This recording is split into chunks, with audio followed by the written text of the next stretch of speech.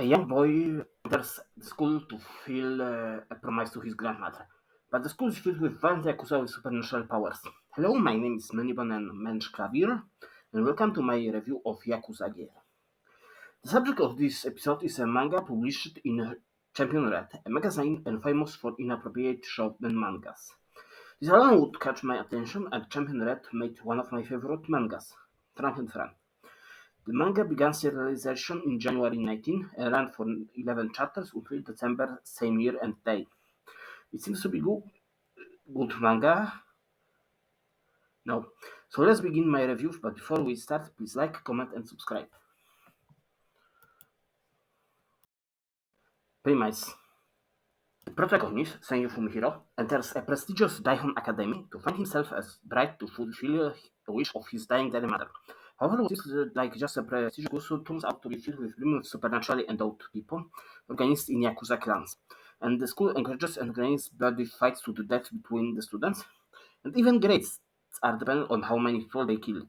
However, to his aid comes a beautiful member of the Gusha Semetsu clan, the beautiful title character Akari, to whom he proposes innocuous meaning. Meanwhile, at the center of the school is a giant black pillar pointing to a black sphere in which a certain American bomber is stuck. The bomber is actually Enola Gay. Yes, the same Enola Gay that devastated Hiroshima, which, by the way, is where the manga takes place, frozen in time by one person's supernatural ability.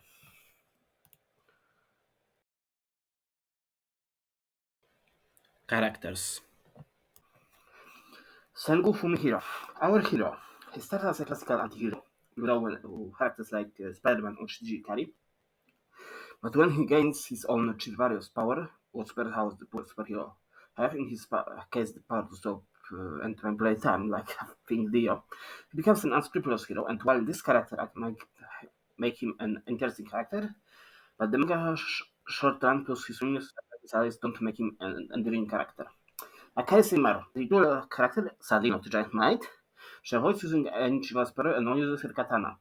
This and her devotion to Reiko Semaru, who is her adopted mother in a sense, are her only major traits, so she's not that good of a character as well.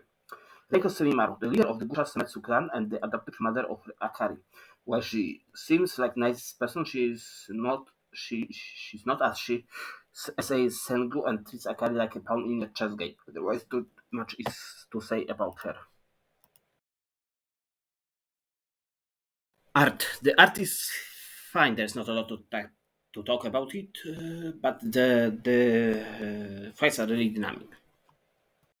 Go to the timestamp on the screen right now. You done? Good.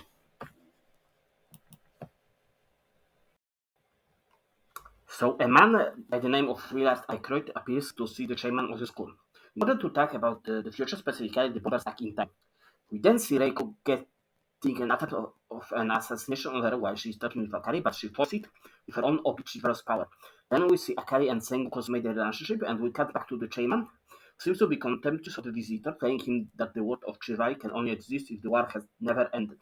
Now is something of being reminds how they want to take the word Chirai away from them to his word, a young pointy-eared girl thing. We then see that the chairman is agonizing over the disappearance of the pointy-eared twin, who is his daughter. And while we see him release a group of mutating beings made using Shiva's powers of violent students.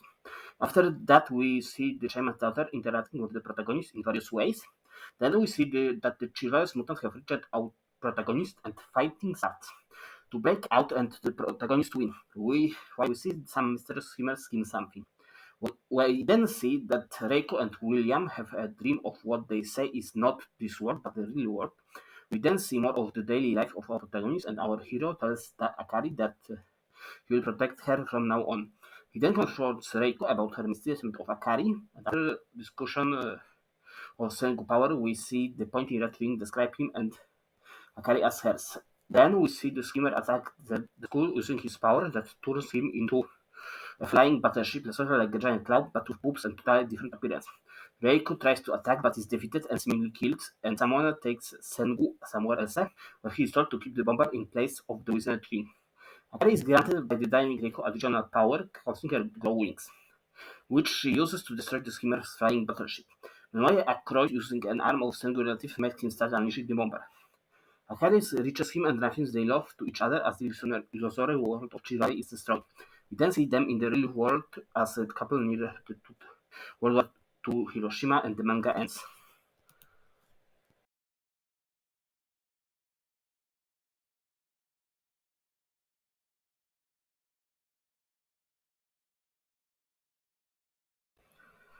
Final thoughts.